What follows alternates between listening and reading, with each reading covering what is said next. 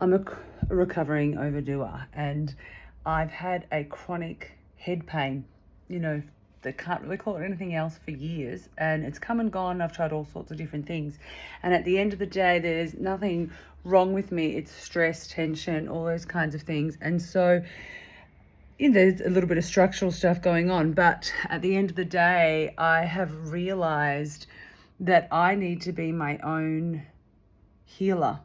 I've been a healer for so many other people in the world, and now I need to be a healer for myself. And the clearest message that I keep getting is just to stop. It's also a time of midlife where it's a massive transition and going through a really big rite of passage into the wisdom years. And again, something that I've assisted other people to do, and now it's real time for me. And so I wanted to do a little series of how I am learning to do less and live more. The biggest lesson for me in my life at this stage, particularly at this transitionary stage, is how to really live life. And a lot of that has to do with actually relaxing and slowing down. For a lot of my life, for the first part of my life, I was a high achiever and like to get the most out of every moment. And so letting go of that idea of having to do it all is a big shift. And there's a lot that I'll have to share about that.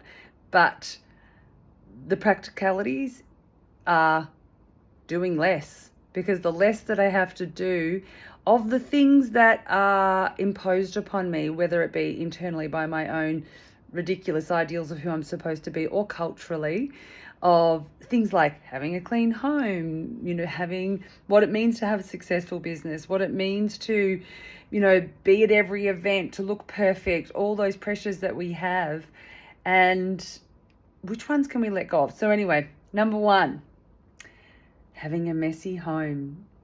And I never thought I'd be the kind of person who wanted or needed to have a perfect home.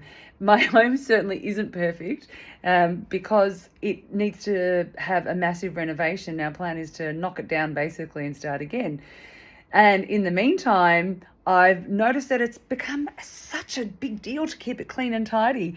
And those of you with little kids will know how hard that is. And my standards of tidy are far less than many people. My mum and my sister basically think that I'm a real mess, but a lot of my friends think that I try and keep things perfect. I know for me that I find myself valuing having a tidy, clean home over playing with my son or having a cup of tea with a mate. Sometimes I feel like that all has to be done first. And the excuse that I hear so many women or people say, myself included, is I just can't relax if my house is a mess.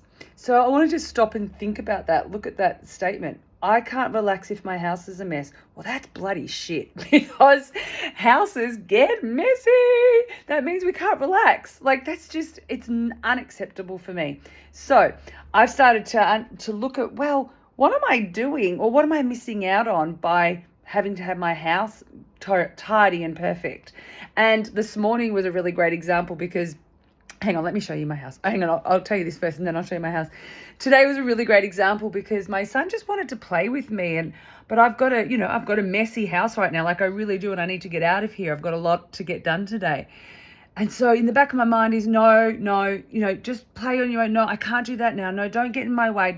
I'm like, dude, what the hell am I talking about? Like, honestly, is having my house tidy and clean before I leave for the day that important? Now, I have people come over all the time. We're a bit of a halfway house. People are coming in and out of the door constantly. And so also in the back of my mind is, but, I want it to be tidy before so-and-so comes over. You know what?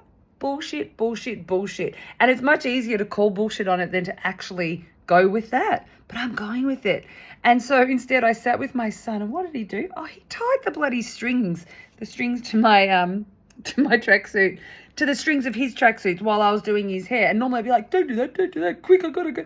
And I was like, whatever. And then we were tied together, walking around the house, tied together. It was ridiculous. And then he helped me stretch my back, and he told me a story. It was hilarious. And then he put on some beautiful music. It was just so nice. And so now my house is a mess and I need to leave soon. But check it out. I don't know,